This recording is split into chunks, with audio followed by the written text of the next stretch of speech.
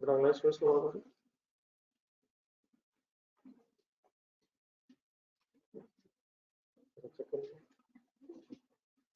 ये बड़ा question number 3 जहां तक हुआ तो मैं वहीं से दोबारा स्टार्ट करें।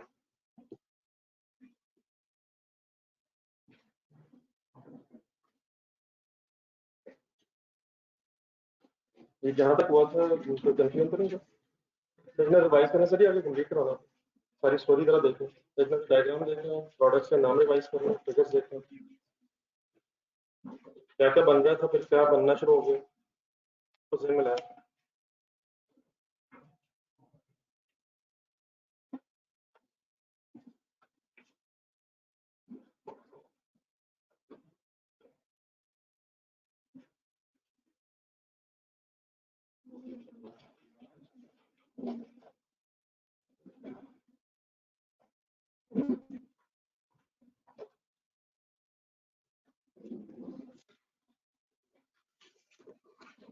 देखना जरूरत पड़ेगी तो चला देंगे, ऐसे ठंड में नहीं करें। ये जो चल रहे हैं ट्रैक्टर देख ठीक कर उनको चलते थे ठीक कर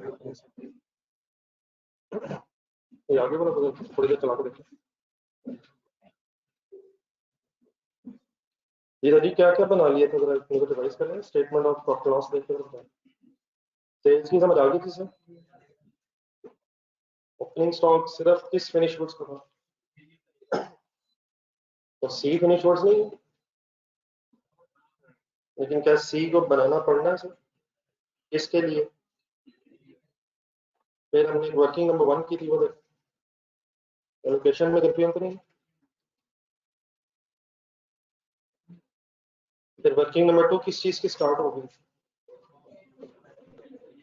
फाइनली बेटा ये वर्किंग हो गई थी कि हम जो जी को मैन्युफैक्चर कर रहे हैं उसको बनाने की फिर टोटल कॉस्ट क्या आ रही है, तो उसका स्टार्टिंग पॉइंट हमने बना लिया था।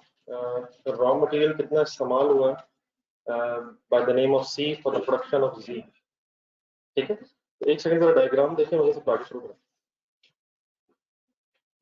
इस डायग्राम के मुताबिक अब जी के एंगल से हमने 1,28,000 केजीज की कॉस्ट फाइंड आउट कर ली है। लिंक करें जरा वर्किंग नंबर 2 से, सही करें। So what is finally the amount of 1,28,000 kgs consumed C for Z? 3,001,600.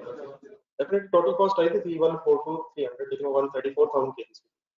लेकिन प्रोसेसिंग अगर हो रही है 1,28,000 kgs की, तो रॉ मटेरियल कंज्यूम की फिगर आ गई। ठीक है सर, चले सर अब आगे के बाद। अब बताएं आगे क्या करें। क्वेश्चन सामने रखना, क्वेश्चन सामने रखने गेम शुरू करें। पॉइंट नंबर 3 डायग्राम सब कुछ देखें, करवाने की ख्वाहिश करें सर,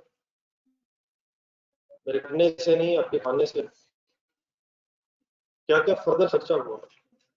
तो cost of goods manufactured statement का डिजाइन में रखें, डेफिनेटली इसका हमने टोटल कर दिया था, लेकिन टोटल लिखने की बजाय मैं जरा इंडिविजुअल फिगर्स इसलिए लिख रहा हूँ ताकि आपके ध्यान में जरा स्टेटमेंट सही आते जो हम बना रहे हैं। मटेरियल कंज्यूम के बाद क्या लिखेंगे? डायरेक्ट लेबर लिखें 5,58,500। ये प्राइम कॉस्ट बेटा टोटल कर लें या ना कर, मतलब पता होना चाहिए, वैसे लिखना कंपल्सरी ऐसा चाहिए लिखना। ठीक है लिखना चाहिए प्लस कर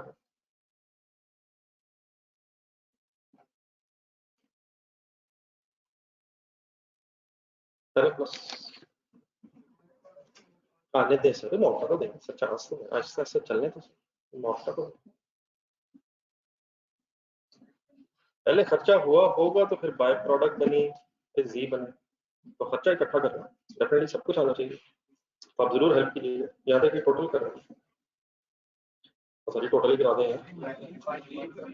3560,100। क्या नाम है इसका? आगे बढ़े और क्या दिएगा? प्रोडक्शन ओवरहेड्स किसको कहते हैं? फैक्ट्री ओवरहेड्स ये क्या इंटरचेंजेबल नेम है? फिगर ढूंढो।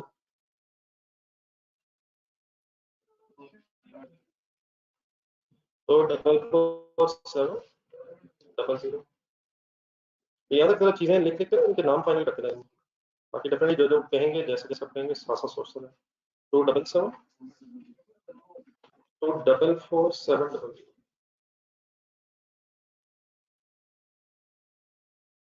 यहाँ तक आपके पास आ रही है कि टोटल मैन्युफैक्चरिंग कॉस्ट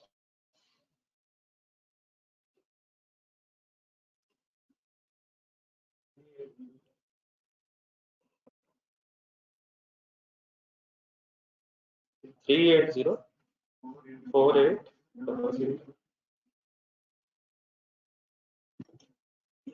एक बार दोबारा कहेंगे बोलने क्या कैलकुलेट हो रहा है, कहाँ से कहाँ जा रहा है। सी को बनाया, लेकिन सी को बनाने के बाद जी में फर्दर प्रोसेस किया, तो सी कंज्यूम की फिगर निकाली, फिर further raw material labour overheads add किए, हमारे पास अब मैन्युफैक्चरिंग कॉस्ट आ गई। अब यहाँ से ऑनवर्ड जो स्टेप्स होने आपने बहुत ध्यान से देखे। मैं आपको कल साथ साथ क्वांटिटी लिखवा रहा था, बाकी आपकी बात ठीक है, अभी बाय प्रोडक्ट भी है, फिर जी भी है, सब कुछ अब ध्यान में रखना है। इनिशियली एक सेकंड ये बताएं कितने केजीज कंज्यूम हुआ, कितने केजीज फर्दर प्रोसेस हुआ। बेटा ये मैं कह सकता हूँ फाइनली यहाँ से यहाँ तक आते आते 1,28,000 केजीज थे, उन पे डायरेक्ट लेबर लगी, ओवरहेड्स लगे, क्या उन्हीं केजीज पे ये खर्चे हुए? नहीं, आपने कितने केजीज प्रोसेस करना शुरू किए? हाँ, बने कितने, इसमें शायद डिफरेंस है, लेकिन इसमें बाय प्रोडक्ट भी है। देखिए point number 5-6,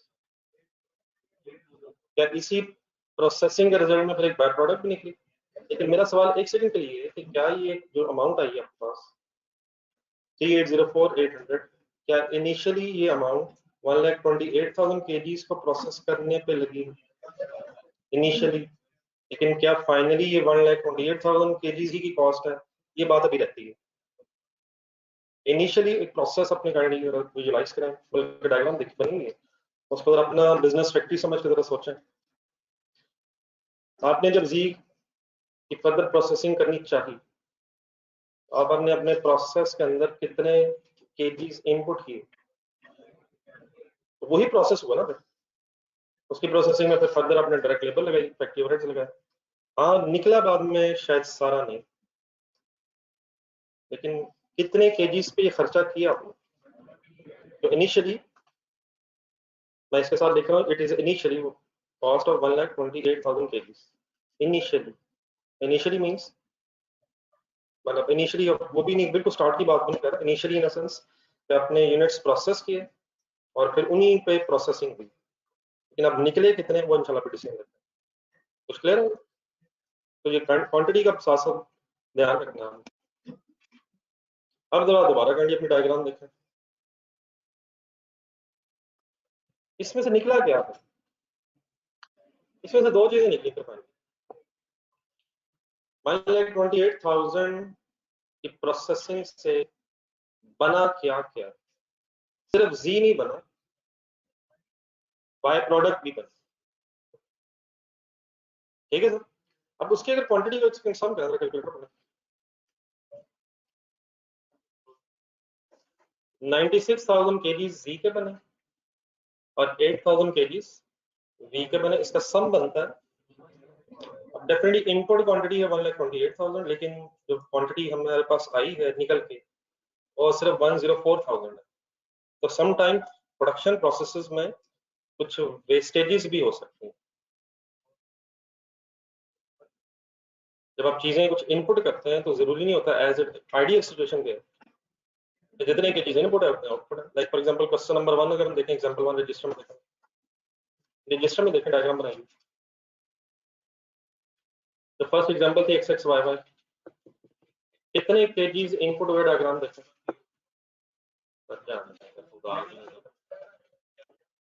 first example X X Y Y, कितने केजीज इनपुट हुए,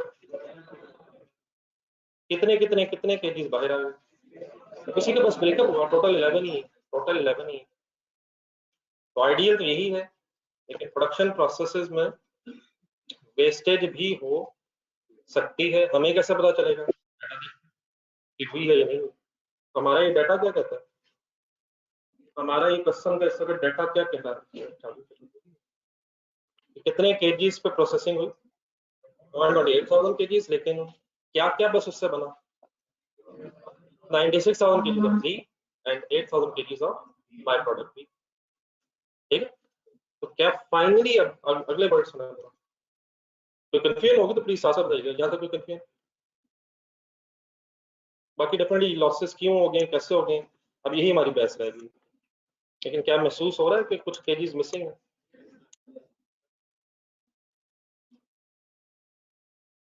वही तो हुआ है। क्या हो भी सकता है एक्स एक्स वाई वाई क्यों, और क्या नहीं भी हो सकता है? जरूरी है? क्या जरूरी है? हमने आज तक कितनी फैक्ट्रीज देखी? आज से मैं दिखाना शुरू करूंगा फैक्ट्रीज।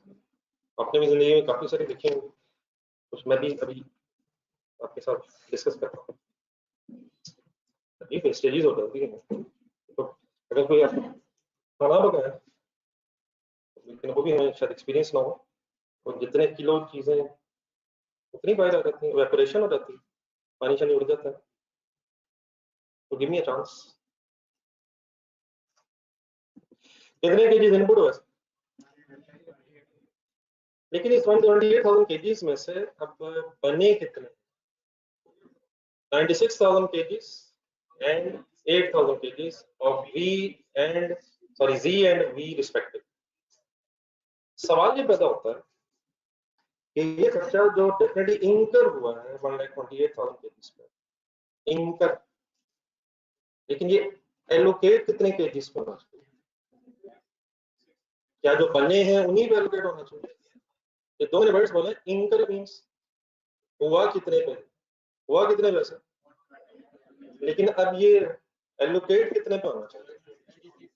अब यहाँ हमें जरा रुक के जरा बाय प्रोडक्ट अपने जेहन में रिवाइज करनी। जी जी, एक मिनट। क्या इसमें से इस 128,000 में से 8,000 केजीज बाय प्रोडक्ट के भी हैं? तो क्या बाय प्रोडक्ट पे कॉस्ट इनकर हुई होगी? ये नहीं कुछ एलोकेट होनी चाहिए, खर्चा हुआ होगा, वो भी इसी के अंदर ही खर्चा तो हुआ होगा, लेकिन बाय प्रोडक्ट का ट्रीटमेंट क्या रखते हैं कि कॉस्ट उसे एलोकेट नहीं करते। इट डजंट मींस कि उसका खर्चा हुआ नहीं है, लेकिन बाय प्रोडक्ट एक इनसिग्निफिकेंट आइटम है, तो उसको खर्चा एलोकेट किया नहीं जाता।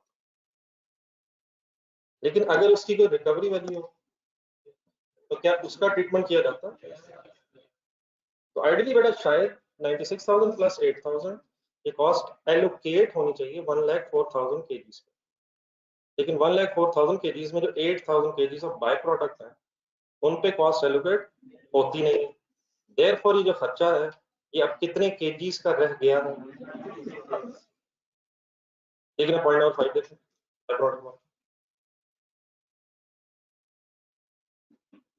लेट मी फिनिश, उसके बाद ऑनलाइन स्टूडेंट्स का जो क्वेश्चन है मैं उसका एड्रेस करता हूँ। अब बाय प्रोडक्ट को कॉस्ट एलोकेट तो नहीं करनी, लेकिन क्या उसकी कोई रिकवरी वैल्यू है इससे?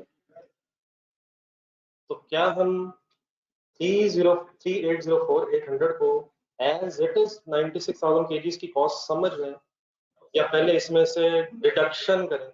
क्या हमें treatment by product recovery value given है? क्या एंट्री बन रही है जरा सोच बताएं। एंट्री सभी एंट्री जब तक ना नई बात बनी नहीं है, कैश डेबिट होना और मैन्युफैक्चरिंग कॉस्ट क्रेडिट है, ये वाली मैन्युफैक्चरिंग कॉस्ट है। तो जॉइंट मैन्युफैक्चरिंग कॉस्ट की नहीं क्रेडिट होनी, क्योंकि जॉइंट प्रोसेस से नहीं बनी बाय प्रोडक्ट, और इस फर्दर प्रोसेसिंग रिजल्ट में फाइन लिखें क्या लेस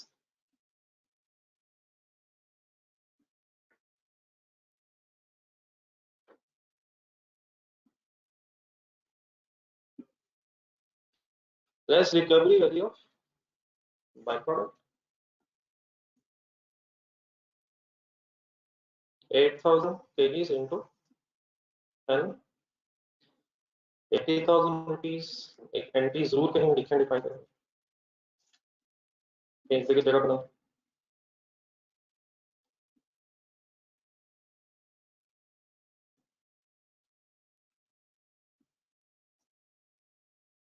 अब्दुलरमान टेम्परेचर वाला तो भेज देगा यार, वो बेचारा 28 पे चल रहा है, उस व्हील का फायदा क्या है?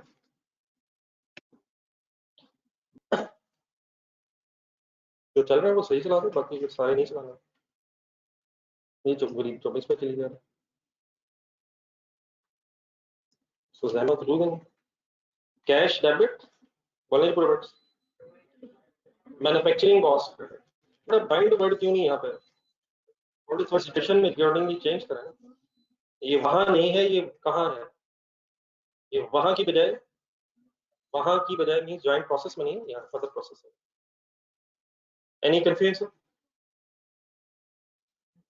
सॉल्व करें। इस फिगर का नाम रख रहा हूं मैं नेट मैन्युफैक्चरिंग कॉस्ट।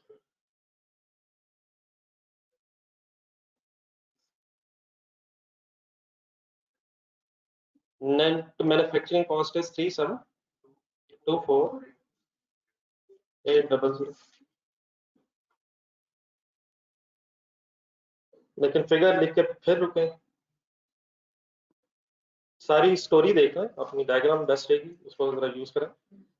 क्या मैं कह सकता हूँ it is net manufacturing cost of Z only now? देखना जरा,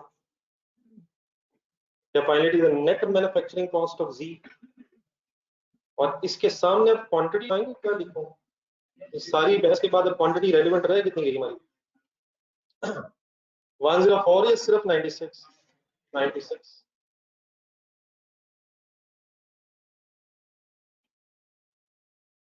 तो सिंपली बेटा जो मिसिंग केजीज है, अब उन पे कॉस्ट एलोकेट कर सकते हैं। बस ये कितने का खर्चा रहेगा? ये ऑनलाइन स्टूडेंट्स का एंगल, यहाँ तक कोई कंफ्यूजन? ये नोट कर लें जरा, सारी क्वांटिटीज के एंगल से भी एक नजर देखना, सारी डायग्राम विद वर्किंग प्लीज जरूर देखिएगा।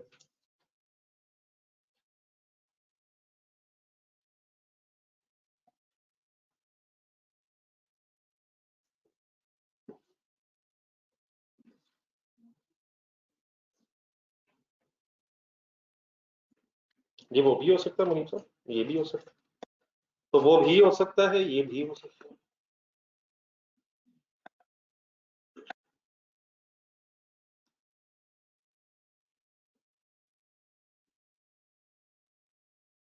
ये असल से बात आपकी ठीक है, 120,000 रहता है, लेकिन बना कितना है?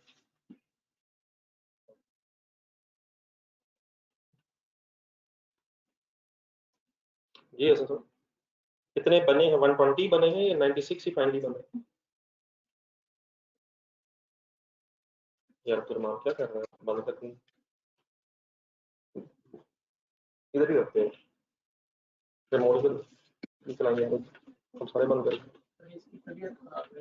बेटा उसको इधर बैठा लेना है, आप इधर किसी का डायरेक्टली पढ़ रही है। 24 पे चलाना तो सर चला दें, खुदा के लिए इसको चलाना, 24 पे भी चलाना रहने। ये sir 96,000 okay sir, 96,000 KGs okay sir.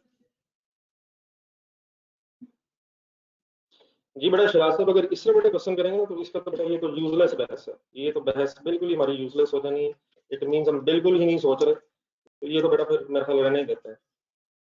मुझे सवाल ये पूछा गया कि डायग्राम में तो 8,03,200 में से ये रिकवरी वाली माइनस, तो शराज साहब ये भी हो सकता है।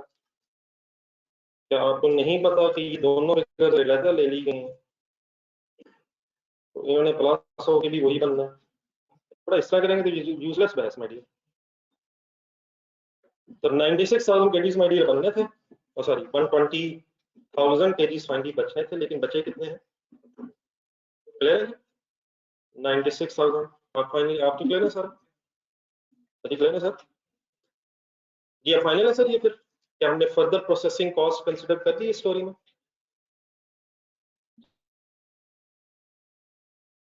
सर क्या बना रहे थे फर्स्ट पेज में, क्या ये फिगर प्रोसेस? तो कहाँ पे ये फिगर मिसिंग थी जिसकी वजह से हमें वर्किंग करनी पड़ी? जी की मैन्युफैक्चरिंग कॉस्ट निकालने के लिए हमें ये वर्किंग करनी पड़ी। तो फाइनली क्या आंसर है? 3804,8 3724,8। ये कितने केजी की कॉस्ट है सर, प्लीज बोल दीजिएगा। स्टेटमेंट आपके सामने है, नेक्स्ट पर ओपनिंग स्टॉक आ गया, कॉस्ट ऑफ गुड्स मैन्युफैक्चर्ड आ गई, next game minus closing stock. किस किस का क्लोजिंग स्टॉक कंसिडर करना है? इन तीनों का मेरे भाई, A B C, working number 2 या 3 आएगा दोस्तों।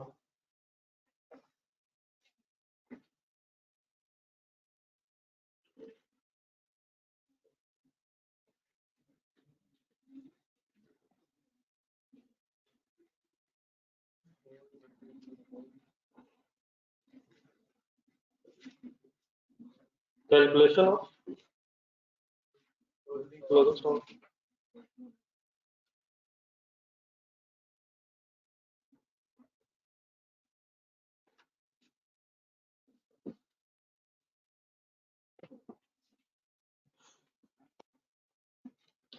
जी sir, we are supposed to find out the closing stock of calculation of A, B and C.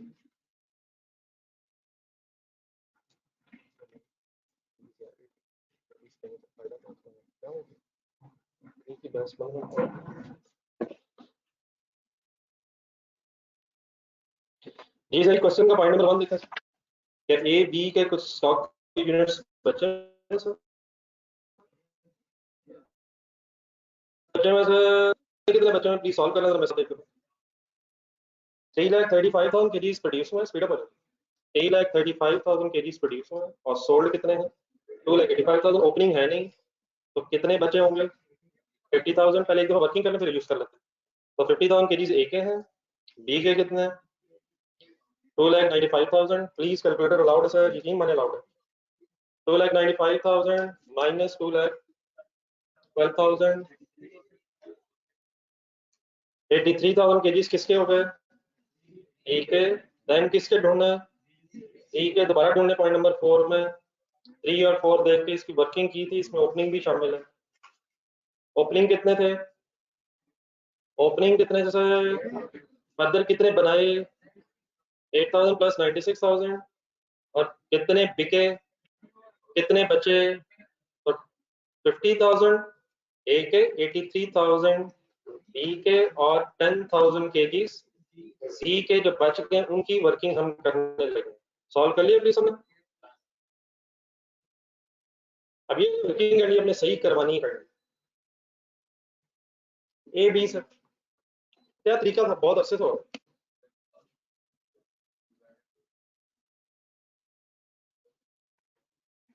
क्या तरीका अडॉप्ट करें हमसे? ए का बनाने का खर्चा ढूंढेंगे, अब आपने फिगर्स ढूंढनी है खुद से। ए को बनाने का खर्चा कहाँ है? क्या ए को बनाने में कोई हमारी कॉस्ट इनकर हुई? कितना? एलोकेशन देखा जरा, क्या ए को बनाने का बस वही खर्चा था, उसकी कोई फर्दर प्रोसेसिंग नहीं थी? तो 7,855,750 डिवाइडेड बाय क्या होना चाहिए? डिवाइडेड बाय कितने यूनिट्स की कॉस्ट है? यहाँ से क्या आ जाएगा आपके पास, और मल्टीप्लाई बाय क्या कर लेंगे आप? लिखे figures 7,855,750 divided by 7,855,750 divided by manufacturing cost divided by number of units manufactured, produced, multiplied by closing stock units of 50,000. Closing stock units kgs 50,000. मैंने ये वर्किंग करते हुए 5-4 यूज किया है, वेटेड एवरेज क्यों जरूरत ही नहीं थी। 1172,500। सिमिलरली बेटा प्लीज दोबारा एलोकेशन टेबल में जाए। वैसे तो ये हमारी इनकम स्टेटमेंट में भी फिगर्स लिखी हुई हैं। What is the manufacturing cost of B? 6,917,750 divided by 2,95,000 and multiplied by 83,000। ये प्लीज सबने सॉल्व करनी है stocks. 83,000 Difference between units produced and sold in this case 1946,350. ठीक, सही बताओ, चेक करो।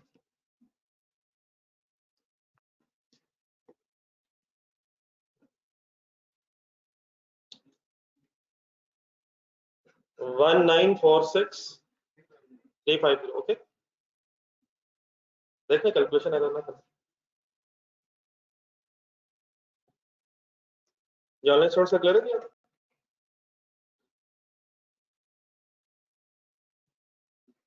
लेकिन देन बड़ा जी के एंगल से अब रुक के वर्किंग में साथ करनी है। Any confusion sir?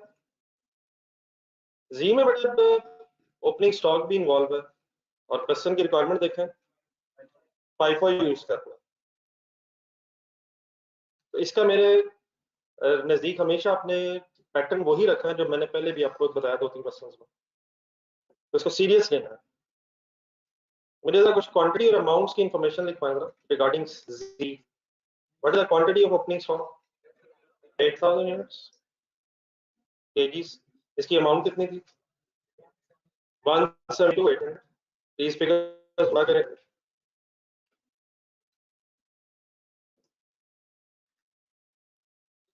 देन इसके बाद फिर cost of goods manufactured I. Cost of goods manufactured कितने केजीस पे आई? हाँ जी 96,000 केजीस। मैंने कितना फाइनल खर्चा करके 3724,800।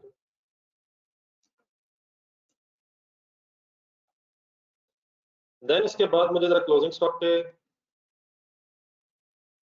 यूनिट्स या तरीका ये भी है, पहले सोल्ड यूनिट्स लिखना। सोल्ड यूनिट्स लिखना, सोल्ड क्वांटिटी 94,000। ठीक है, और यहाँ से हमारे पास opening plus number of units manufactured minus unit sold. अब ये तो क्लियर है प्लीज? तो 10,000 units 10,000 KGs should be in closing stock.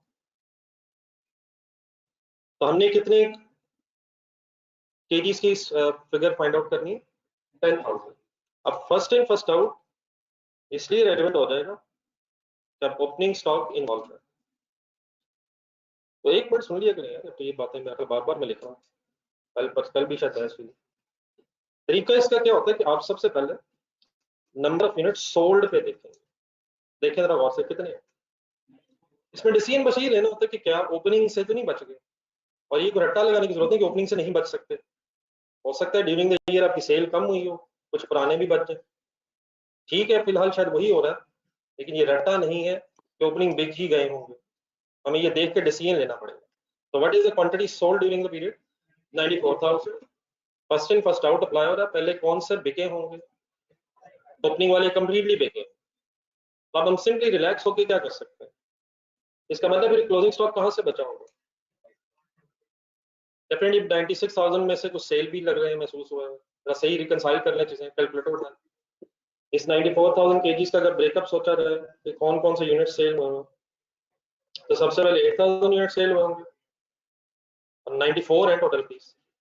तो फिर 86,000 और से होंगे कहाँ से?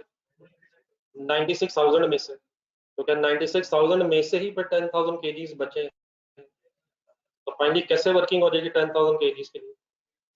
हमें ओपनिंग हरगिज कंसिडर नहीं करना चाहिए इस बहस में। हमें सिंपली क्या करना चाहिए, जहां से स्टॉक बचा है वहां से वर्किंग करनी चाहिए। तो फिगर्स काइंडली बोला कि नहीं, ताकि आइडिया हो जाए।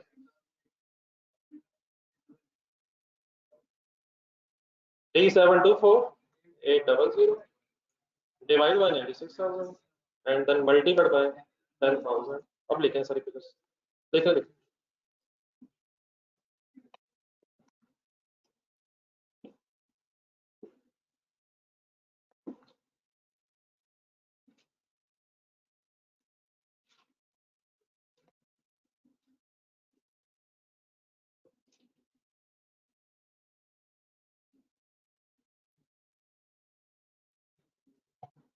जी फिगर तो आ जाएगी 388,000 आ जाएगा। फिगर्स अपनी फाइनल करें।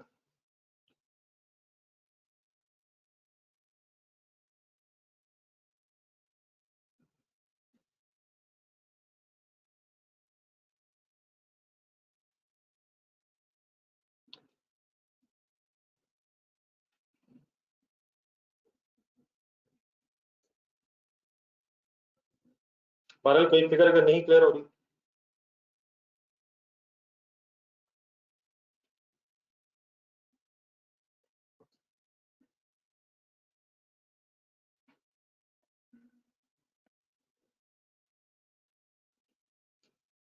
ये ऑनलाइन स्टूडेंट्स बड़ा क्लियर है।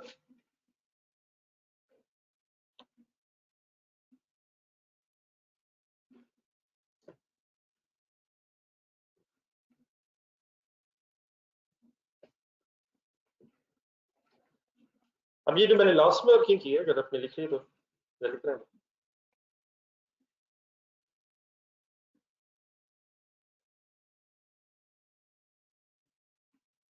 हाँ बेटा, स्टॉक सेल वैल्यू पे रिकॉर्ड नहीं होता, स्टॉक कॉस्ट पे रिकॉर्ड होता है। इस तरह की बातें बस करें, ये की बात बार बार रिपीट हो रही है। प्लीज,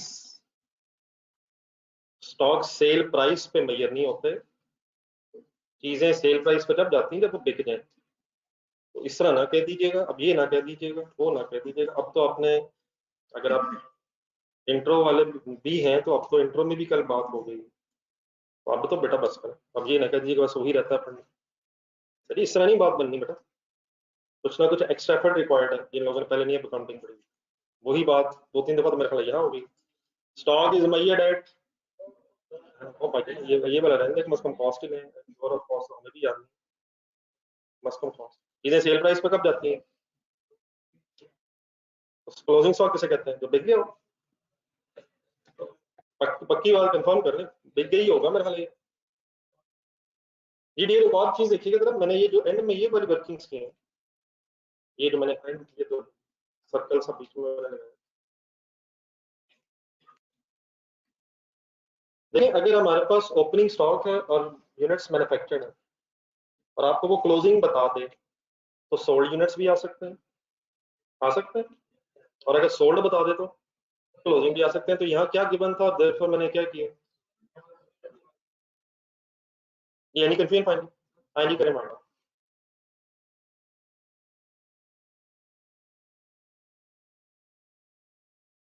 तो 380 स्टेटमेंट में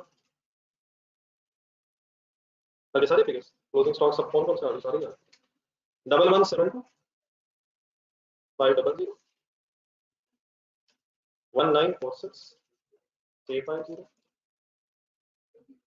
and finally 388 000। तो क्वेश्चन में अगर स्टॉक्स इन्वॉल्व है तो देन वो अगर हमें फाइफो कहेगा तो फाइफो यूज करेंगे, वेटेड एवरेज कहेगा तो वेटेड एवरेज यूज करेंगे, नहीं करेगा तो टेंशन में ना जाया करें, फिर भी इंशाल्लाह कुछ ना कुछ कर लेंगे। ये यहाँ तक अब आके cost of sales find out करके ग्रॉस प्रॉफिट्स निकाल सकेंगे। कॉस्ट ऑफ सेल्स पता है, फिगर्स क्वांटिटी सही सॉल्व करिएगा, कैलकुलेशन एरर ना करिएगा।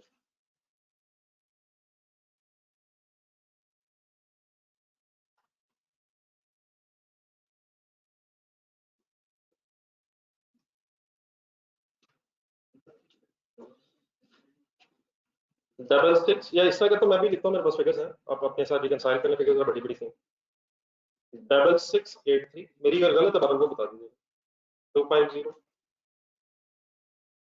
4971 400। लेकिन अब जी में ओपनिंग स्टॉक भी है, तो opening stock plus cost of goods manufactured minus closing stock.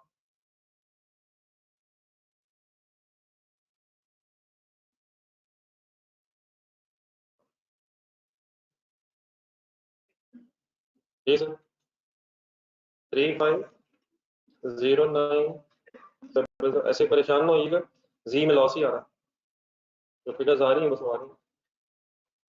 Cost of goods manufactured minus closing opening plus कर दें।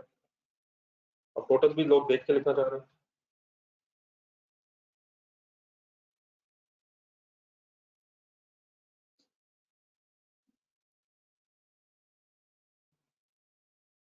ये ठीक है जी फिगर्स। जी की फिगर कैसे आई है? नहीं, वो तो बाद में आएगी ना, अभी ओपनिंग प्लस तो ना उसमें अभी सेकंड में ना पड़ जाएगी, जिस तरह पहले दो हो रही।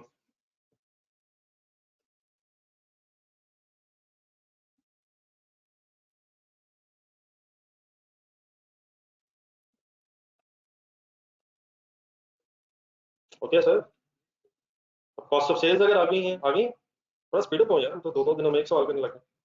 तो सेल्स में से अब क्या करना, कॉस्ट ऑफ सेल लेस करके ग्रॉस प्रॉफिट तक आए। अब सेल में से कॉस्ट ऑफ सेल लेस करने के एंगल से मैं फिर कॉस्ट ऑफ सेल पे ब्रैकेट लगा रहा हूँ।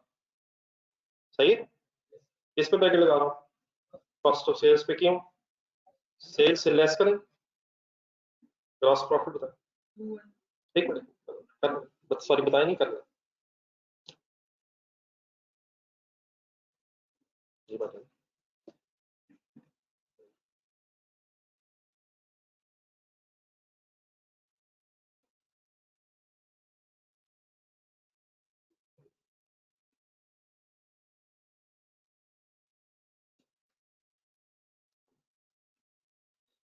जी की नेगेटिव फिगर आएगी, सेल कम में ग्रॉस लॉस बनता है 506 300।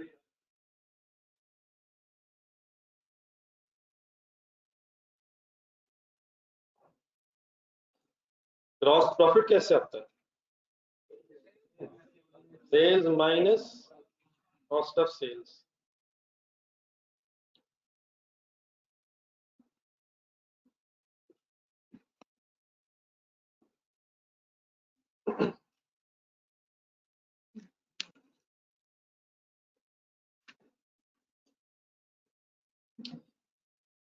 ये ओके जी प्लीज, प्रश्न देखें कोई चीज अब रह गई स्टेटमेंट।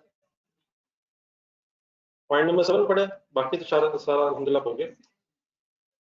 लास्ट एक फिर मसला आएगा, अब इन चीजों को फिर देखें, मेरी बातें सुने, रिटेन करने की कोशिश करें। ये पहले देख लें, पॉइंट नंबर 6 तक फाइनल है सारा।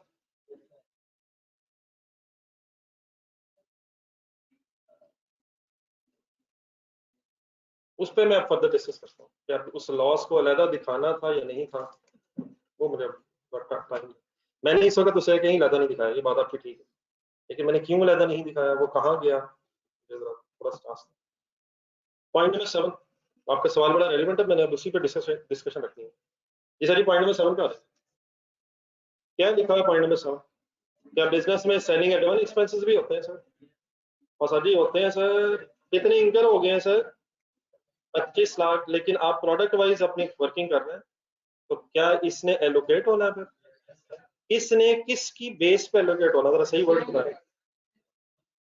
ये सारी कुछ इसी तरह से है जिसका पॉइंट नंबर 6 है। पॉइंट नंबर 6 देखें, जॉइंट कॉस्ट ने किसकी बेस पे एलोकेट होना था, वेट ऑफ आउटपुट। तो अपनी वर्किंग निकालें लोकेशन वाली जॉइंट कॉस्ट की। अब इस तरह से जब वो बेस की बात करता है ना, तो बेस अब आपने बनवानी है पॉइंट 7 में। वहां किसकी बेस पे उसने कहा था वेट, और हमने क्या किया था फिर, हमने क्वांटिटीज लिखी, उनका सम कर लिया, और उन क्वांटिटीज की बेस पे जॉइंट कॉस्ट की एलोकेशन कर दी। अब क्या कह रहा हूँ, 25 लाख दे रहा है, और क्या कह रहा है, प्रोडक्ट्स में एलोकेट करें on the basis of, based on sale quantity या सेल वैल्यू। एक ही बात है, नहीं एक बात नहीं है, sale value means sale amount, और अगर वो क्वांटिटी कहता है तो सेल क्वांटिटी भी हो सकती है। तो किसको करनी जरूर बोले, किसको किसकी बेस पे एलोकेट करना, सेलिंग एडमिन एक्सपेंसेस को सेल की बेस पे एलोकेट करना। तो क्या इस तरह तो नहीं कर सकते हम, जरा एक मिनट स्टेटमेंट देखें। हमारी मेन प्रोडक्ट्स के नाम है ABC या एबीजी हैं, इनकी रिस्पेक्टिव सेल्स आ रही है हमारे पास, तो इसका सम कर सकते हैं हम, और सम करके एलोकेट कर सकते हैं, तो इसका अलग वर्किंग बना लें। डेफिनेटली अब टाइम बताया जा सकता है, लेकिन इस वक्त मेरा ख्याल टाइम के साथ साथ अंडरस्टैंडिंग डेवलप करना भी इंपॉर्टेंट है। तो बिल्कुल उसी तरह से एक टेबल बनाए जिससे आपने जॉइंट कॉस्ट की एलोकेशन के लिए बनाया, ए बी जी, इस अमाउंट को उठाएंगे आप, सेल वैल्यूज उठाएं अपनी अपनी इनकम स्टेटमेंट, 879250 8560 560 एंड जी 3003 अब ये मसला कहीं से आ जाए, ये कहां से फिगर्स आ रही है, प्लीज सेल वैल्यूज कहां से आ रही हैं, स्टेटमेंट ऑफ प्रॉफिट लॉस के स्टार्ट से। तो why we are taking sale values, क्योंकि इनकी बेस पे 25 लाख रुपीस को आपने एलोकेट करना है अकॉर्डिंग टू कस्टमर। तो डेफिनेटली आपका डिसीजन नहीं होगा एग्जाम में, एग्जामिनर आपको बताएगा कि कैसे एलोकेशंस करनी है, आपने उसकी बेस पे अप्लाई करना।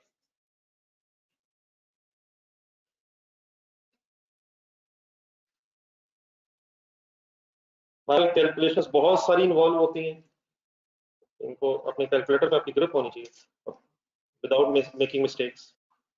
हिम्मत करें फिगर बताएं।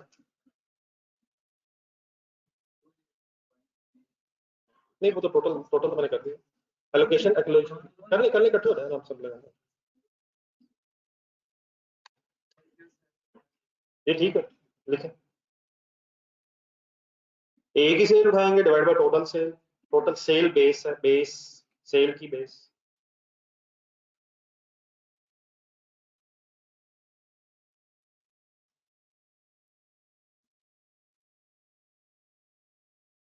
वन 1079805।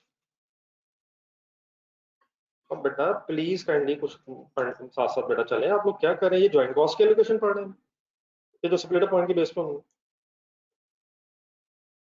व्हाट्स गोइंग ऑन, ये कुछ ज्वाइंट कॉस्ट की allocation, joint manufacturing cost allocate करने के दो तरीके पड़े हैं, तो ये तो एडमिन एक्सपेंसेस है। और मेन प्रोडक्ट कौन सी है, सी।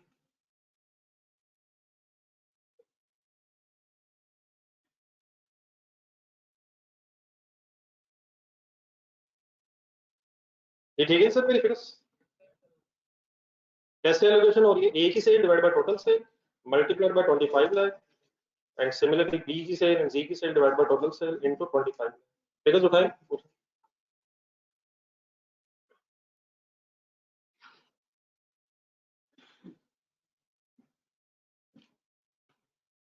फिगर्स उठाएं, नेट प्रॉफिट्स तक आए।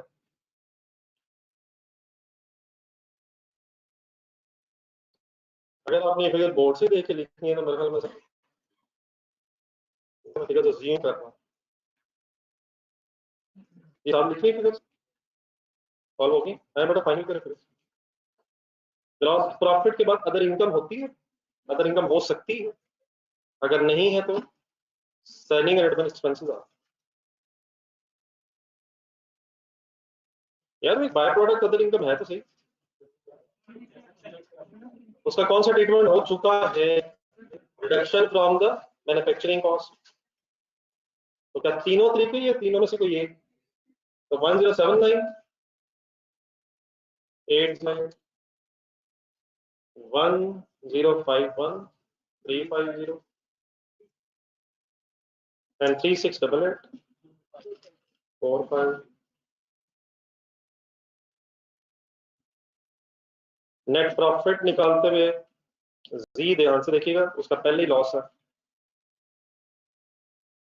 नेट प्रॉफिट फिगर्स में लिखा next figure, gross profit minus admin expenses जो एलोकेट हो गए।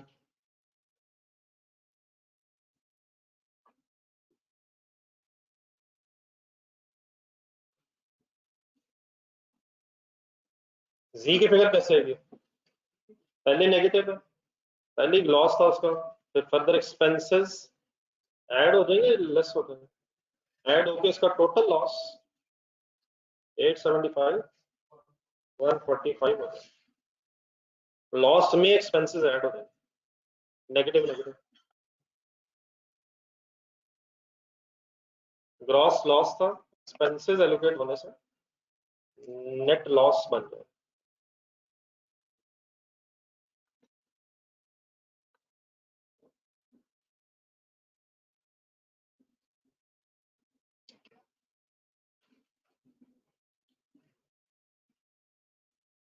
ये सर ये ठीक है ना, हमने सॉल्व कर लिया, कोई कंफ्यूजन करो।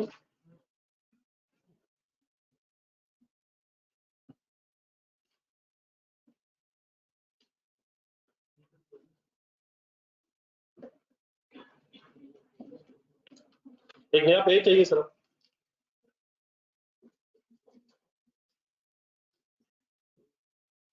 नोट करते क्या सर। नोट कर चुके हैं सर?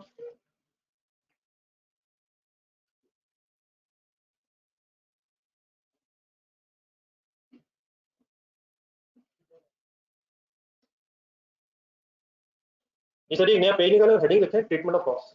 अब बाद में करनी है टोटल लग रहेगी, छोड़ देना। Treatment of losses.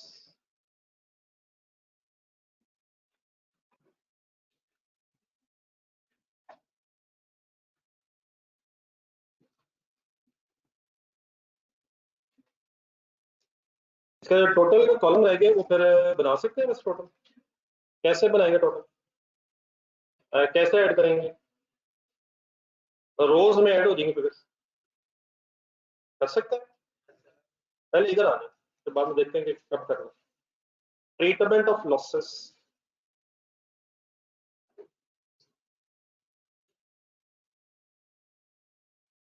Accounting point of view से बड़ा दो तरह के लॉसेस होते हैं, तो थोड़ा सा एक्सप्लेन करें फिर मैं जहां कहूंगा वहां रुक जाइएगा। अकाउंटिंग पॉइंट ऑफ व्यू से there are two types of losses. ये सबके लिए नई डिस्कशन है, शायद आपने कभी ये वर्ड सुन जरूर नहीं हो, लेकिन शायद अकाउंटिंग फर्स्ट टाइम आप सुन रहे होंगे। तो there are two types of losses, abnormal losses and abnormal losses।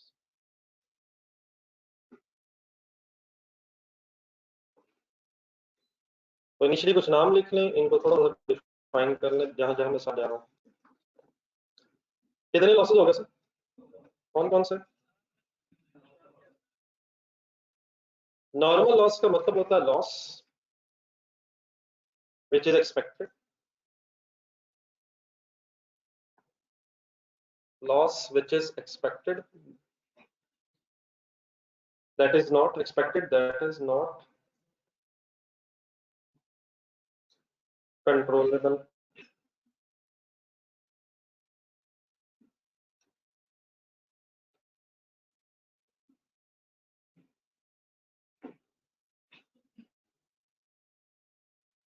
जी गुलाम मसूद, अभी कोई बड़ा इशू नहीं है, इंशाल्लाह एक कुछ दिन में पहुंचेंगे। मीन वाइल आपसे रिक्वेस्ट है, जरा आप क्वेश्चन सॉल्व करने के बाद एक नजर दोबारा रिवाइज कर लीजिएगा। मैं कोशिश तो करता हूँ 700 फिगर्स दिखाऊं, लेकिन शायद फिर भी एक आध रह जाए, तो आप जरा काइंडली इन सिचुएशंस में डील करना थोड़ा सा सीखें, ठीक है? Surrender is not an option. Is एक ऐसा लॉस, ट्रांसलेशन करें ब्रैकेट में क्या लिखा हुआ? एक ऐसा लॉस जो होना ही होना है और हम उसे कंट्रोल करने की पोजीशन में नहीं। अब नॉर्मल लॉस के एग्जांपल्स देता हूं मैं, गेम शुरू करते हैं, बाकी जो टाइम रहेगा उसी पर लगाना। अब नॉर्मल लॉस होता है loss which is not expected, unexpected loss. Expected नहीं था, unexpected loss that should be controllable, that should be controlled,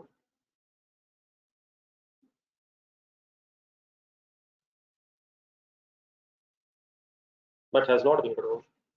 that should be controlled, control होना तो चाहिए था, लेकिन फिर हुआ क्यों? हम कंट्रोल नहीं कर सके, but has not been controlled।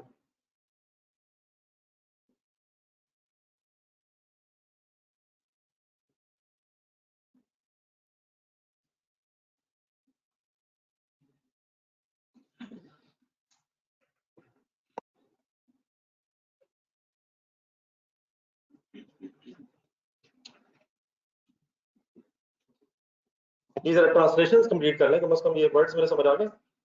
Left side में सर ब्रैकेट में क्या लिखा सर? एक ऐसा लॉस जो होना ही हमारे कंट्रोल में नहीं। और राइट ब्रैकेट में क्या लिखा हुआ? एक लॉस होना नहीं चाहिए था, हमें कोशिश करके कंट्रोल कर लेना चाहिए था, और अगर कंट्रोल कर लिया फिर तो ये होगा भी नहीं। होना चाहिए था, कंट्रोल हो जाना चाहिए था, और आपने कंट्रोल कर लिया, फिर नहीं होगा। फिर हुआ क्यों? कंट्रोलेबल तो था, लेकिन हम ह्यूमन लिमिटेशन की वजह से कंट्रोल नहीं कर सके, सरकमस्टांसेस हमारे से बियॉन्ड हो गए। नॉर्मल सिचुएशन में होना नहीं चाहिए था, लेकिन हो गया। जो होना ही होना है वो क्या है? और जो नहीं होना चाहिए था लेकिन हो गया। खुदा न खास्ता चीजें थेफ्ट से चोरी हो जाए, नॉर्मल है, नॉर्मल कंसल्टेशन का है। मैं फिर एग्जांपल अपनी बात में देता हूँ, आंसर बाद में दूंगा। अल्हम्दुलिल्लाह पाकिस्तान में ये हालात नहीं है कि आपकी जेब में कुछ चीजें हो और वो चीजें एज इट इज घर पहुंच जाए तो आप जाके कहीं हारना, ये क्या होगी। नॉर्मल हालात में अल्हम्दुलिल्लाह कोई ऐसी बात नहीं है। अभी आप जैसे लोग दुनिया में मौजूद हैं, कोई ऐसी बात नहीं। तो क्या चीजें सही पहुंच जाएं तो ये अब नॉर्मेलिटी है। अगर खुदा न खासा चोरी हो जाए तो ये शायद है। बस आपने नया मोबाइल लिया और एम ही जानबूझ के डब्बे से निकाल के, बस हालांकि सिम भी अंदर नहीं थी, एम ही करना शुरू कर दिया और किसी ने ले लिया। अब ये बताए ये क्या, ये कुछ और हो गया। ये गलत पंगे लेंगे तो फिर ऐसा होगा। लेकिन स्टिल ऐसे नहीं कि हर बंदा ऐसे लगा हो तो सब पे छीन लिया जाए, और जिसका जिसका नहीं छीना गया अल्हम्दुलिल्लाह। फाइनली अगर कोई थेफ्ट हो जाए तो क्या ये नॉर्मल है या अब नॉर्मल सिचुएशन है अल्हम्दुलिल्लाह।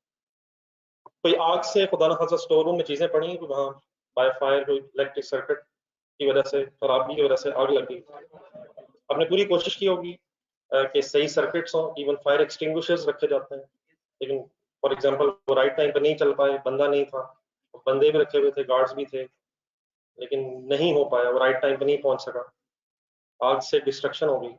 नॉर्मल लॉस है अब नॉर्मल। जरा एग्जाम हॉल से मिलाएं, तो सब लोग एक दफा एग्जाम हॉल में पहुंच गए, आई कैप पे, आई कैप एग्जाम हॉल, पेपर सामने आ जाए।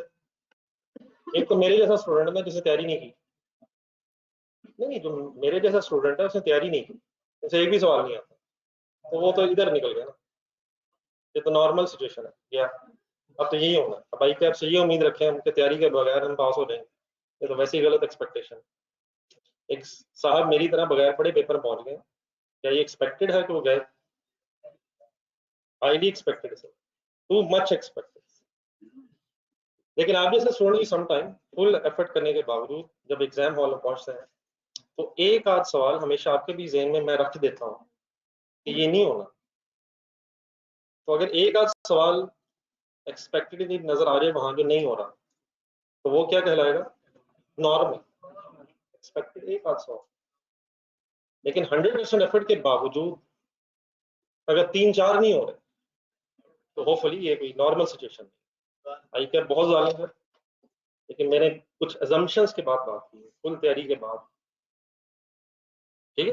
तो 2-3 नहीं हो रहे तो फिर ये क्या, एक से ऊपर जितने जितने हैं फिर वो क्या हो गया अगर वो नहीं हो रहे। इसी तरह अगर मैं कहूँ कि मुझे किसी प्रोडक्शन प्रोसेस में एक्सपेक्टेड था कि रॉ मटेरियल इनपुट के बाद 2% लॉस तो हो ही जाना है, ये सभी इवेपोरेशन से नॉर्मल है, चीजें इवेपोरेट कर जाती हैं, बॉइलिंग से कुछ ना कुछ इधर उधर हो जाता है, ये जरूरी नहीं होता कि 100% इनपुट ही आउटपुट में कन्वर्ट हो जाए। शायद 100% इनपुट ही आउटपुट में कन्वर्ट होना ये शायद एक नॉर्मल सिचुएशन, कुछ ना कुछ इवेपोरेशन, ह्यूमन हैंडलिंग से चीजें, रॉ मटेरियल उठा के आप डाल रहे हैं, कुछ इधर उधर गिर जाता है।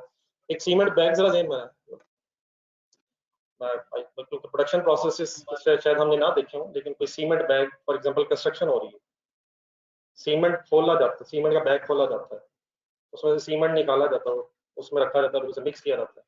आप जितनी मर्जी एहतियात कर लें, कुछ ना कुछ सीमेंट के जर्रात विजुलाइज करें जमीन पे गिर ही जाएंगे, आप जो मर्जी कर लें। बल्कि अगर आप ज्यादा कोशिश करें, 15-20 मजदूर रख ली, तो फजूल में जो खर्चा आप कर रहे हैं उसकी सेंस फिर भी कोई नहीं, फिर भी कुछ ना कुछ वेस्ट हो जाना। तो कुछ ना कुछ वजह विजुलाइज हो रहा है, बैग खुला है, कुछ निकाल रहे हैं, जो कुछ ना कुछ गिर ही रहा है, इज इट कंट्रोलेबल? तो ये नॉर्मल है। लेकिन अगर फर्ज करें आपने 50 सीमेंट बैग्स खरीद के रखे थे, अगले दिन इस्तेमाल होना थे, रातों रात घर के बाहर पड़े थे, किसी और को पसंद आए, अब ये क्या हुआ? ये अल्हम्दुलिल्लाह नॉर्मल। एक बंदा भी अपने बैठाया था, वो बेचारा सो गया, अब वो सो गया तो अल्हम्दुलिल्लाह हो गया। तो ये जो थोड़ा थोड़ा गिरा है ये क्या है? अब इसी तरह मैं अगर आपसे कहूँ कि प्रोडक्शन प्रोसेस में 2% रॉ मटेरियल एक्सपेक्टेड था कि लॉस होगा, लेकिन लॉस हो गया 5%। अब ये 5% कौन सा लॉस है? नहीं सर 5% सारा नहीं ना, अब ब्रेकअप हो गए, जितने परसेंट एक्सपेक्टेड है वो क्या कहलाएगा, नॉर्मल, और जितने परसेंट एक्सपेक्टेड नहीं था और हो गया, तो टोटल लॉस 5% है। उसका फिर एक ब्रेकअप होना चाहिए, नॉर्मल लॉस और 3% over and above normal loss is called as abnormal loss. अब अगर किसी प्रोडक्शन प्रोसेस में लॉस एक्सपेक्टेड ही नहीं था, एक्सपेक्टेड ही नहीं था, तो 1% भी हो जाए, 0.5% भी हो जाए, तो एक्सपेक्टेशन से ओवर एंड अबव अगर कोई लॉस हो रहा है वो एबनॉर्मल लॉस है। हमें टेंशन किस लॉस की होनी चाहिए, फाइनली ये सोचना था। जरा नॉर्मल एबनॉर्मल की ब्रैकेट्स देख लें। As an accountant, as a businessman, यकीन ख्वाहिश तो ये होनी चाहिए कि नॉर्मल भी ना हो, नुकसान तो हो रहा है, लेकिन टेंशन असल में किसकी होनी चाहिए, ये आइडेंटिफिकेशन कब होनी चाहिए कि किसकी नेग्लिजेंस की वजह से लॉस हुआ, नॉर्मल में या एबनॉर्मल में। नॉर्मल तो कंट्रोलेबल ही नहीं है, लेकिन आपने जिसकी रिस्पॉन्सिबिलिटी लगाई होगी एबनॉर्मल लॉस को कंट्रोल करने की, अगर उसकी नेग्लिजेंस की वजह से लॉस हुआ है तो टेंशन होनी चाहिए हमें एबनॉर्मल लॉस या नॉर्मल लॉस की। हमें सरेंडर करना पड़ेगा नॉर्मल लॉस के, ये तो होना ही, कुछ कर ही नहीं सकते। लेकिन किसके अगेंस्ट हमें पूरी कॉस्टिंग पता होनी चाहिए कि ये कितने का खर्चा है, किसकी वजह से हुआ है, ताकि उसे शायद पेनलाइज भी किया जा सके, नॉर्मल या एबनॉर्मल। कुछ क्लियर होती है मेरी बात। अब आगे जरा कुछ फिगर्स के साथ डिस्कस करते हैं कि इनका काउंटिंग कैसे होनी चाहिए। तो मैं एक सिनेरियो से क्रिएट करूंगा, आपसे रिक्वेस्ट है बुक्स बंद कर दें, मैं सब कुछ लिखूंगा, और अभी जिस लेवल पे है उस लेवल पे आपको चीजें लिख लिख के करनी चाहिए।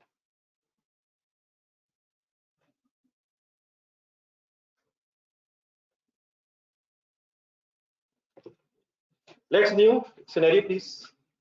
बल्कि इसको इस तरह से करने पहले मैं सिर्फ नॉर्मल डिस्कस करता हूँ, सिर्फ नॉर्मल लॉस है, फिर इंशाल्लाह डिस्कस करूंगा सिर्फ एबनॉर्मल, और फिर आपसे एक फाइनल डिसीजन करवाऊंगा कि अगर नॉर्मल और एबनॉर्मल इकट्ठे हो जाए तो लिख नहीं, मैंने बुक्स बंद करने का, बाकी रजिस्टर अपने सामने रखें, साथ से नोट करें, बुक के ऊपर किताब रखें और रजिस्टर।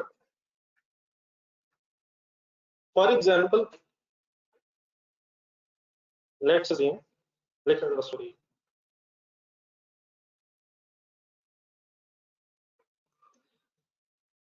1000 kgs ऑफ, पहले एक रॉ मटेरियल की एग्जांपल लेता हूं। Raw material is purchased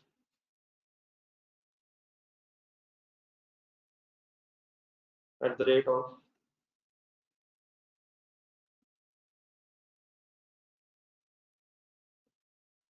500 per kg।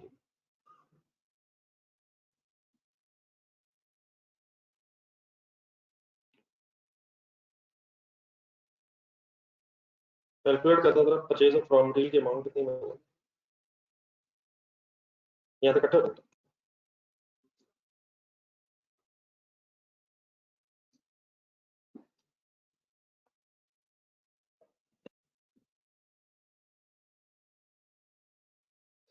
1000 kgs multiplied by 500 पर kg,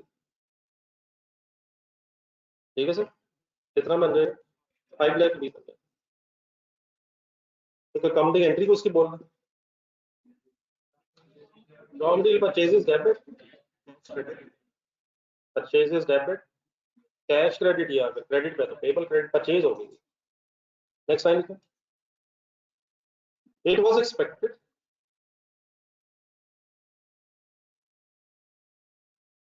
that 50 kgs will be of no use, expected underline करेंगे।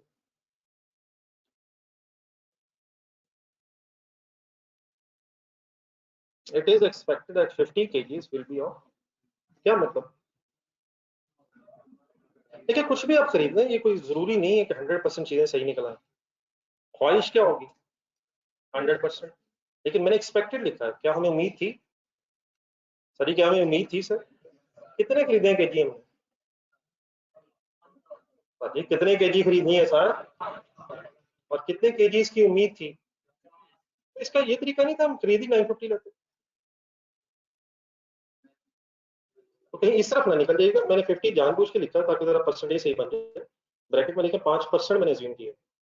ये किसका 5% है? 1000 का जरा 5% करें।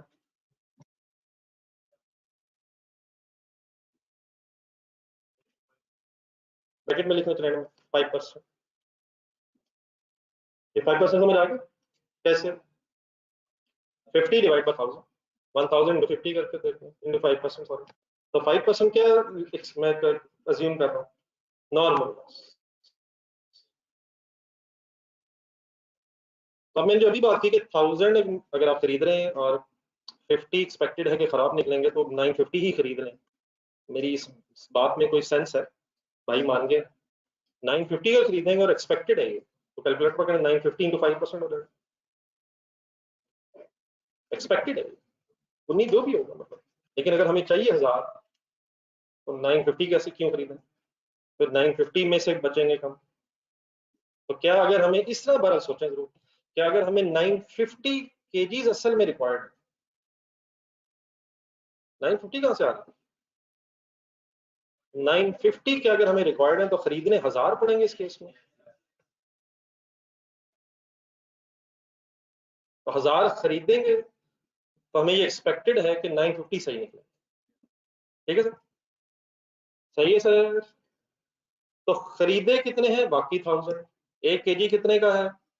500 का। टोटल परचेज कॉस्ट कितनी है? 5 लाख। लेकिन इन 5 लाख रुपयों से सही कितने केजीज निकलेंगे? 950। तो क्या मैं कह सकता हूं कि ये 5 लाख रुपया असल में हमने 950 गुड रॉ मटेरियल के केजीज खरीदने के लिए इंकर किया है? क्यों? क्या हमें ये एक्सपेक्टेड था कि 50 kgs will be of no use? तो 5 लाख रुपया खर्चा एक्चुअली कितने केजीज पे आया है? इंकर कितने पे हुआ है? 1000 पे। लेकिन फाइनली 5 लाख केजीज कितने, 5 लाख रुपया कितने केजीज का खर्चा रह गया है? क्या नॉर्मल लॉस के 50 केजीज पे भी कॉस्ट इंकर हुई है? इंकर हुई है। लेकिन सर नॉर्मल लॉस का ट्रीटमेंट ये होता है कि क्योंकि ये एक्सपेक्टेड होता है, इसका हम कर कुछ नहीं सकते, तो नॉर्मल लॉस को कॉस्ट उसी तरह एलोकेट नहीं होती जिस तरह बाय प्रोडक्ट को एलोकेट नहीं होती। इसकी कॉस्ट का क्या होता है? नॉर्मल लॉस की कॉस्ट रिमेनिंग यूनिट्स पे एलोकेट हो जाती है। मीन्स टू से, एक मिनट जरा बोर्ड पे देखिएगा, ये मैं वर्ड बोल रहा हूँ, मैं लिखता हूँ, जरा एक मिनट पहले समझो। टोटल खर्चा कितना हमारा परचेज का? डेफिनेटली ये 5 लाख रुपए अपने कितने केजीज के लिए इंकर किए? लेकिन क्या मैं ये भी कर सकता हूँ 5 लाख केजीज आपने 950 गुड केजी, गुड समझ आता है, गुड सही रॉ मटेरियल के, तो क्या सिंपली मैं ये नहीं कह सकता कि 5 लाख रुपए खर्चा 950 केजीज का खर्चा है? ये है कितने का? 1000 का। मैं एलोकेट लेकिन कितने पे कर रहा हूँ? एक मिनट सॉल्व कीजिएगा, जस्ट एक। अभी आप ना लिखें, एक मिनट आंसर बताए। सर आंसर तो बता सकते हैं। जब भी ये आंसर पॉइंट्स में है तो काइंडली मुझे 2 डिजिट्स पर राउंड ऑफ करके बताना। 526.32 क्या है ये? It is cost per good KG, सही केजी। ये 500 क्या था? वो भी पर केजी था, ये भी पर केजी है। वो अच्छा वाला 500 526.32 क्यों हो गया? किन केजीज की कॉस्ट किन केजीज में चली गई है? नॉर्मल लॉस के केजीज की कॉस्ट रिमेनिंग गुड केजीज में चली गई। तो हम बस सिंपली अब ये कहेंगे कि हमारा नसीब ही ये था, नसीब ही ये था, एक्सपेक्टेड था कि हमें 950 सही मिलने, 5 लाख रुपए का खर्चा करके। तो देयरफॉर 1 केजी हमें पड़ना ही कितने का है? 526.3। क्या नॉर्मल लॉस के केजीज पे कॉस्ट इंकर हुई नहीं? क्या नॉर्मल लॉस के केजीज 50 ज़रब 500 कॉस्ट इंकर हुई नहीं है? इंकर हुई है, लेकिन वो कॉस्ट कहाँ चली जाएगी? वो एब्जॉर्ब हो जाएगी इन द रिमेनिंग ऑडियंस। मैंने जो कहा उसको मैं लिख दूं, फिर आप बाद में पहले हजम करके बाद में लिखिएगा। मैंने कहा क्या, cost is not allocated, cost is not allocated to normal loss, and just like byproduct में रख लेते हैं, cost is not allocated to normal loss, its cost is, its किसे कहा, its cost is, normal loss की cost is, absorb means जज़ब हो जाती है, absorb उर्दू ट्रांसलेशन, जज़ब, जज़ब कहाँ चली कहाँ गई, ये तो क्लियर है, कहाँ गई, absorbed उसमें जमा हो गई, absorb in remaining good units. देखो these are 1000 minus 50 है, 1000 kgs 50 950. अब लिखते हैं, मैं जरा कुछ ऑनलाइन स्टूडेंट से बात कर रहा हूँ, बात बेटा सिर्फ ये मैंने कही है कि यकीनन आपने 1000 kg खरीदनी है, लेकिन अगर आपने आपको एक्सपेक्टेड था कि 1000 kgs में 5% लॉस है और 5% बन जाएगा फिर 1000 का 50, तो इसका सिंपली मतलब ये बनता है कि देना आपको 5 लाख पड़ रहा है 1000 के लिए, 1000 ही के लिए 5 लाख आपने दिए हैं, लेकिन इनफैक्ट आप ये 5 लाख रुपया का खर्चा 950 गुड यूनिट्स के लिए कर रहे हैं, ठीक है। और देयरफॉर सिंपली इसका ट्रीटमेंट क्या होता है कि आप पर यूनिट वर्किंग करते हुए divided by remaining good units करते हैं, रिमेनिंग यूनिट्स करते हैं।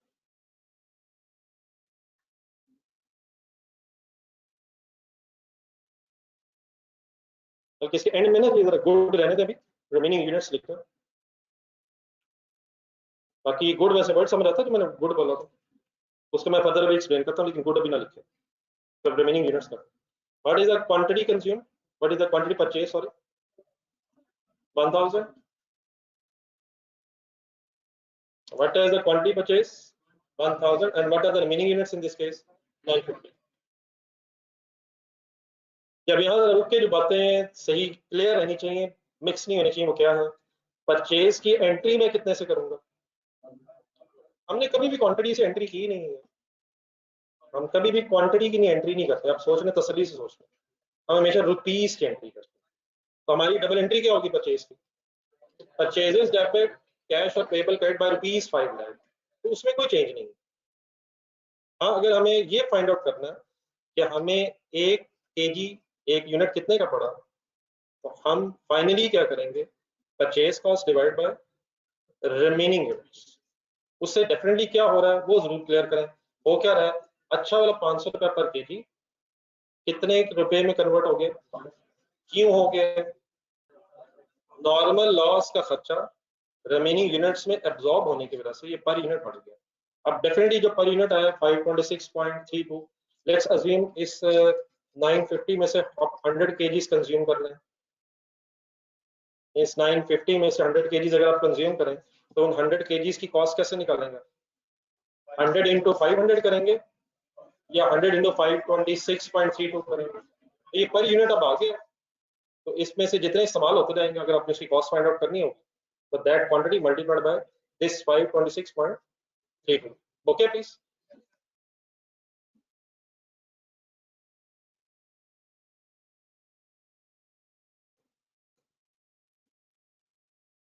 तो डेफिनेटली हमें एक्सपेक्टेड अगर लॉस होगा तभी ये काम हो सकेगा।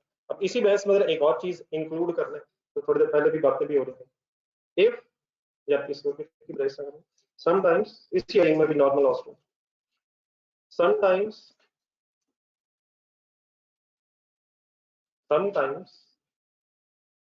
Normal loss can have a recovery value.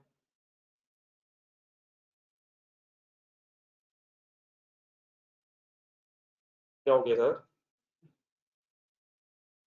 sometimes normal loss can have a recovery value,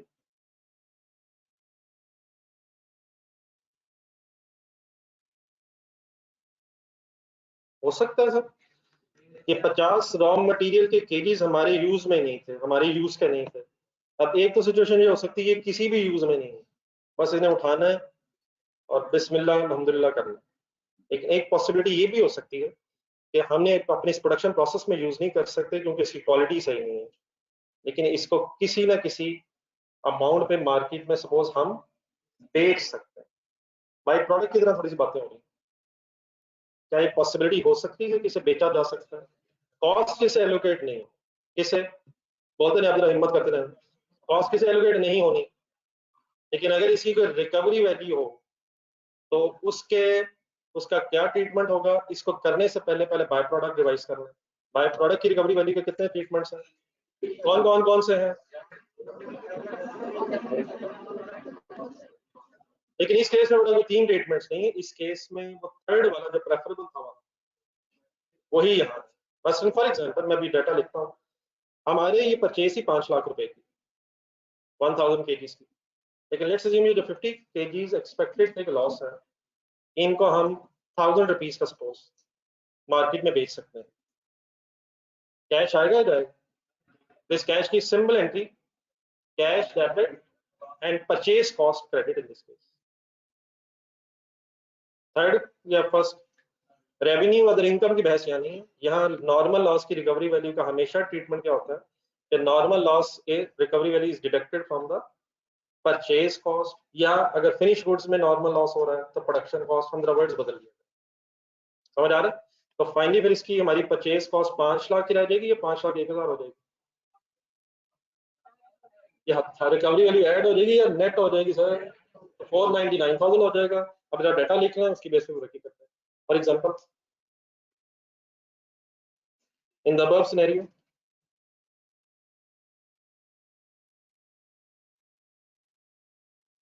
ऊपर वाला इसी सिनेरियो में normal loss is a recovery value, normal loss of 50 kg as a recovery value of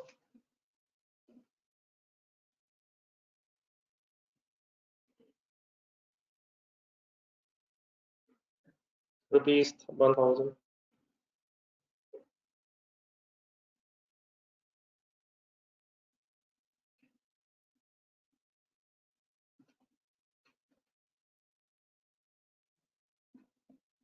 इस 1000 की इस story में एक entry लिखें, कैश और रिसीवेबल डेबिट क्रेडिट,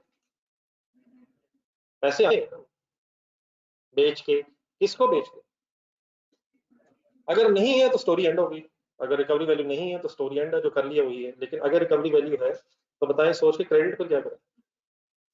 इस केस में परचेजेस हो जाएंगे। कौन सी purchase? Purchase of raw material. मतलब रॉ मटेरियल हमें 5 लाख का पड़ रहा था, रॉ मटेरियल हमें 5 लाख रुपए का पड़ा है, नॉर्मल लॉस अगर हो भी गया तो कॉस्ट पे चेंज नहीं है, क्या है 5 लाख एज इट इज है। लेकिन रिकवरी वैल्यू होने से हमारी ये परचेज कॉस्ट फिर अब नेट हो जाएगी। तो अगर नॉर्मल लॉस के यूनिट्स, समटाइम लॉस के यूनिट्स बिक सकते हैं, अब डेफिनेटली ये चीजें आप प्रैक्टिकली समझना चाहेंगे तो बड़े होकर समझेंगे, लेकिन एग्जामिनर अगर कहे नॉर्मल लॉस की रिकवरी वैल्यू है तो उसका क्या किया हमने, ये वैसे लॉजिकली ठीक है। खर्चा कितना था? 5 लाख, लेकिन लॉस के अगेंस्ट रिकवर कितना हो गया? तो अब हमारी टोटल कॉस्ट कितनी हो गई? एक मिनट बोर्ड पे देखें, अब वर्किंग कैसे होनी चाहिए? परचेज कॉस्ट है 5 लाख, आगे बेटा क्या करूं, प्लस या माइनस? Minus 1000, okay minus. अब सोच के बताएं डिवाइडेड बाय क्या करूं, डिवाइडेड बाय 1000 यूनिट्स करूं या 950 यूनिट्स करूं?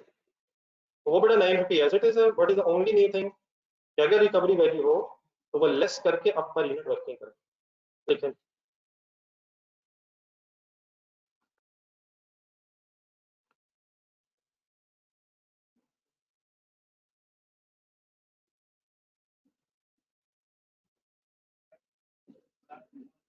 ये सॉल्व करने की स्लोली अपन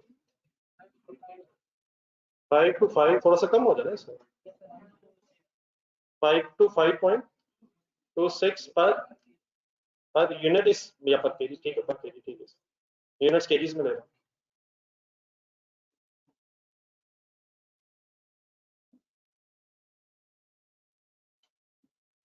आप लोग क्या वर्किंग कर रहे हैं? 499 998 कैसे आ सकता है? What's going on? 0.94 क्या मजाक कर रहे हैं जी? यहाँ तक जो बेटा बातें हुई हैं उनको जरा एक दफा समराइज करें दोबारा से। टाइम है भी है नहीं? अगर नहीं बेटा, 2 दरवाजे हैं, बिस्मिल्लाह पढ़े, अल्हम्दुलिल्लाह करें, डोंट डिस्टर्ब अदर्स। 1 केजी खरीदा कितने का? अच्छा डेट सर, खरीदा कितने का? अगर रिकवरी वैल्यू नहीं है तो 1 केजी बंद कितने का किया? 526.32। क्यों ज्यादा क्यों हो गया? नॉर्मल लॉस एब्जॉर्ब हो गया, नॉर्मल लॉस का खर्चा एब्जॉर्ब हो गया।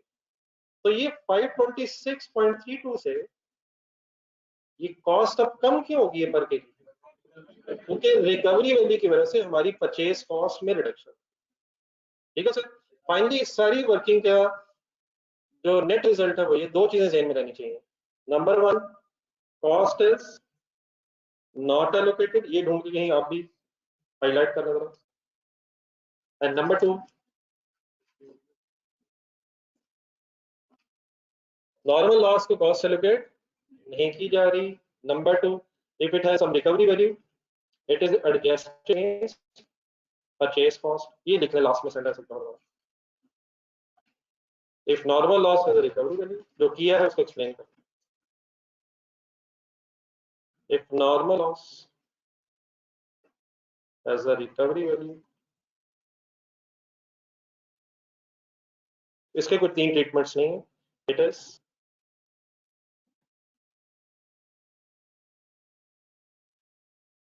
adjusted against cost of purchase.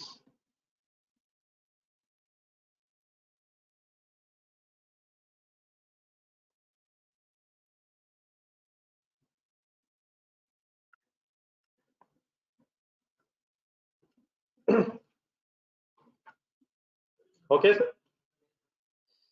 next heading is sir economic loss.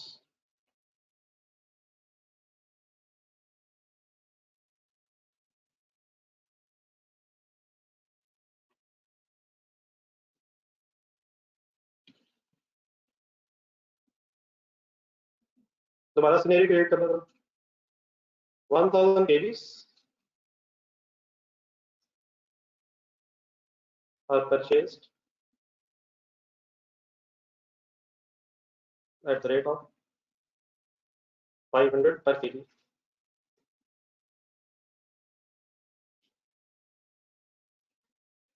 It means total purchases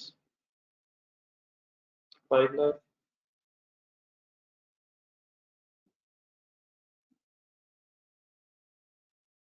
बात बस करिए, तो साथ वाले भी कह देना किसने, उसी को कहा मैंने, वो मेरा बेस्ट फ्रेंड। आप भी, आपका नाम नहीं पता अब्रार ठीक। 1000 kgs at the rate of 500। Sir इधर सर, आप अपने नाम बता रहे हैं, बता रहे भाईजान अब्रार साहब इधर। 1000 kgs are purchased at the rate of 500 per kg and the purchases amount is therefore 5 lakh rupees. Next thing, no loss was expected.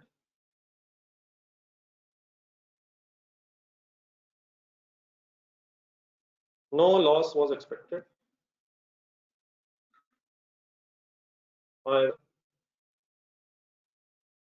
Let's suppose no loss was expected. However, 50,000 kgs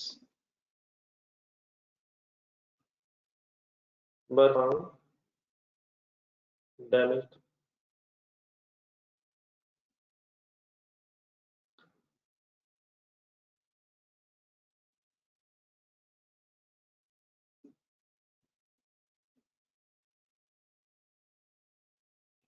अब इसमें definitely बड़ी एक situation ये भी हो सकती है कि हमारा सप्लायर से एग्रीमेंट हुआ हो कि अगर कोई डैमेज यूनिट निकला तो हम रिटर्न कर देंगे। तो अगर वो रिटर्न हो जाएगा डेफिनेटली फिर वो हमारा लॉस नहीं है। जरा सोच लें वो क्या होगा। वो परचेज रिटर्न है। तो अगर परचेज रिटर्न होगी है तो it is nothing to do with our business, वो चीजें वापस होगी। ये सारी बहस कब हो रही है? चीजें खरीद रहे हैं आप, एक्सपेक्टेड है कुछ चीजें जाया हो जाएंगी, तो एक्सपेक्टेड था नहीं होगा फिर भी निकल आएंगे। तो ये कुछ जरूरी नहीं होता कि जो चीजें समटाइम रास्ते में मिसअंडरस्टैंडिंग हो जाती है, तो अगर तो ये वापस हो सकती हैं फिर तो ये परचेज रिटर्न है, और फिर ये कोई लॉस नहीं है, ना ये नॉर्मल है ना नॉर्मल है। ये नॉर्मल अब नॉर्मल कब होगा?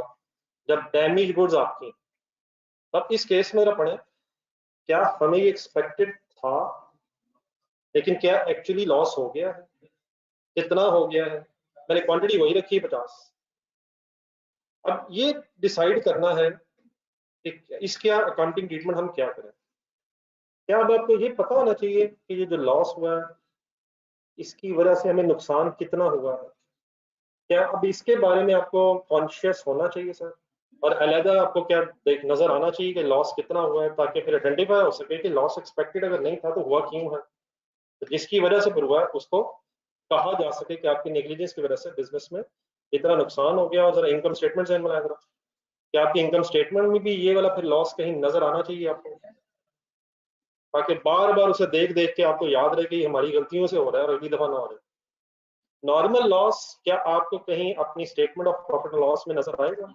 तो सोचे वो अगर है भी तो गिर गया, वो रिमेनिंग यूनिट्स में खत्म हो गई, और अगर उसकी रिकवरी वैल्यू थी वो हमने परचेस नेट कर ली, तो आपको नॉर्मल लॉस कहीं अलग प्रेजेंटेड नजर नहीं आएगा। उसकी वजह क्या?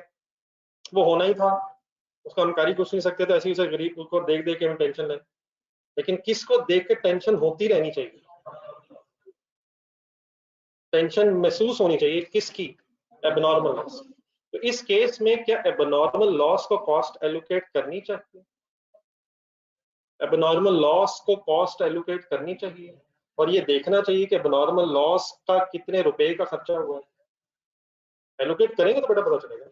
यानी इधर बेटा जैसे कह लेते हैं कि हमें पता होना चाहिए कि नॉर्मल लॉस के 50 kgs के अगेंस्ट हमें कितने रुपीस का नुकसान हुआ, तो वो कब पता चलेगा? जब हम उसकी कॉस्ट कैलकुलेट करेंगे। तो नेक्स्ट सेंटेंस लिखें,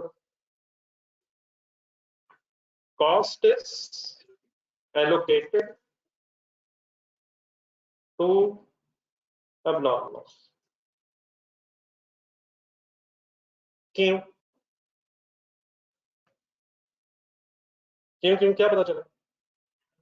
ताकि पता चले कितने रुपयों का नुकसान है, और देख के टेंशन हो, और उस टेंशन में फिर इन्वेस्टिगेशन हो ये किसकी नेग्लिजेंस थी, ताकि नेक्स्ट टाइम ये रिपीट ना हो। अगर सपोज सप्लायर से ही, तो सप्लायर से दोबारा टेलीफोनी के लिए बात की जाए और जाके मिला जाए, भाई ये क्या हो रहा है, अब वापस भी नहीं चीजें लेते और चीजें भी गलत बेचते हैं। नेक्स्ट टाइम सही निगोशिएशन हो, या कोई रास्ते अगर हमारी वजह से हुआ है या हमारे स्टोर रूम में चीजें आने से कोई नेग्लिजेंस हुई है, तो पता चले आखिर क्यों हुआ और कितने रुपए के नुकसान हो गए, वो हमें कैलकुलेट करके रिकॉर्ड करना चाहिए। यहाँ तक समझ आता है?